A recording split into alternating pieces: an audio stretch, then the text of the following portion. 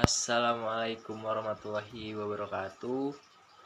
Eh, saya Revansa Septamanda dari Prodi Ilmu Pemerintahan Universitas Tanjung Pura. Di video kali ini saya akan menjelaskan materi tentang patologi birokrasi. Jadi yang pertama ada pengertian patologi birokrasi.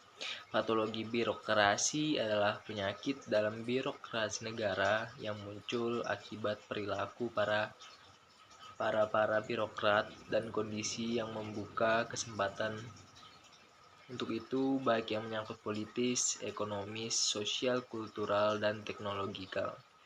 Kemudian patologi birokrasi atau penyakit birokrasi adalah hasil interaksi antara struktur birokrasi yang salah dan variabel-variabel lingkungan yang salah.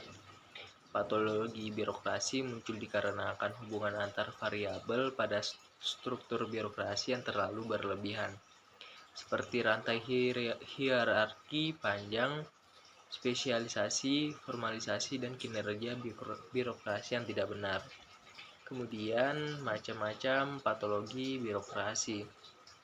Yang pertama, macam-macam patologi birokrasi yaitu yang pertama paternalistik, yaitu atasan bagaikan seorang raja yang wajib dipatuhi dan dihormati, diperlakukan spesial, tidak ada kontrol secara ketat, dan pegawai bawahan tidak memiliki tekad untuk mengkritik apa saja yang telah dilakukan atasan.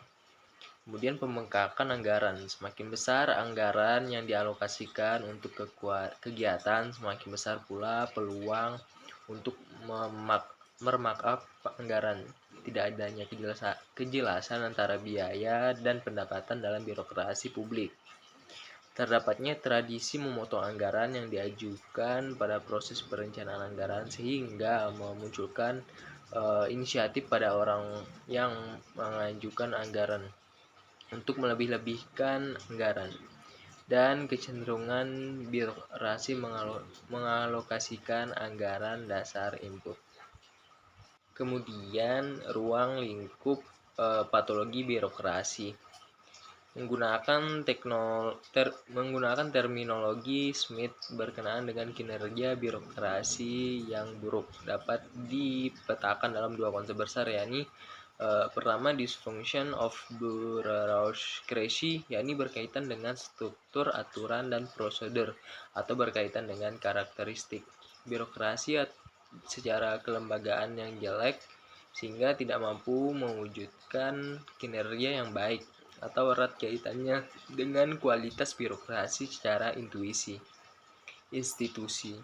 Kemudian maladministration, yakni berkaitan dengan ketidakmampuan atau perilaku yang dapat disogok, meliputi perilaku korupsi, tidak sensitif, arogan, misinformasi, tidak peduli, dan bias, atau erat kaitannya dengan kualitas sumber daya manusianya atau birokrat yang ada di dalam birokrasi. Kemudian alternatif pemecahan masalah patologi, yaitu yang pertama dalam hubungan dengan struktur yang gemuk, kinerja berbelit-belit, perlu dilakukan tes restrukturisasi birokrasi pelayanan publik. Kemudian untuk mengatasi korupsi, kolusi, dan nepotisme, selain hal di atas, diharapkan pemerintah menetapkan perundang-undangan bidang informatika sebagai bagian pengembangan dan pemanfaatan e-government agar penyelenggaraan pelayanan publik terdapat transparansi dan saling kontrol. Kemudian setiap daerah, provinsi, dan kabupaten dituntut membuat perda yang jelas mengatur secara seimbang hak dan kewajiban dari penyelenggara dan penggunaan pelayanan publik. Yang terakhir, setiap daerah diperlukan lembaga ombudsman. Lembaga ini berfungsi ingin mendudukkan warga pada pelayanan yang prima.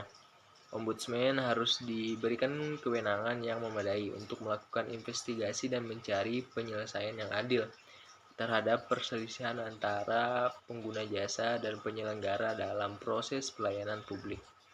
Kesimpulan dari materi ini yaitu patologi birokrasi adalah penyakit atau bentuk perilaku birokrasi yang menyimpang dari nilai-nilai etis, aturan-aturan dan ketentuan-ketentuan perundang-undangan serta norma-norma yang berlaku dalam birokrasi.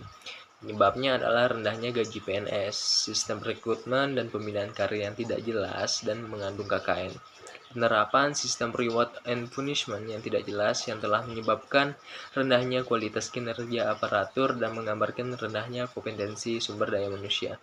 Hal-hal tersebutlah yang akhirnya berpengaruh besar terhadap lemahnya sistem dan aturan birokrasi.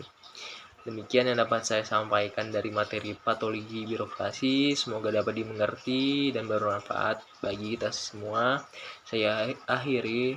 Wabillahi taufiq wal hidayah. Wassalamualaikum warahmatullahi wabarakatuh.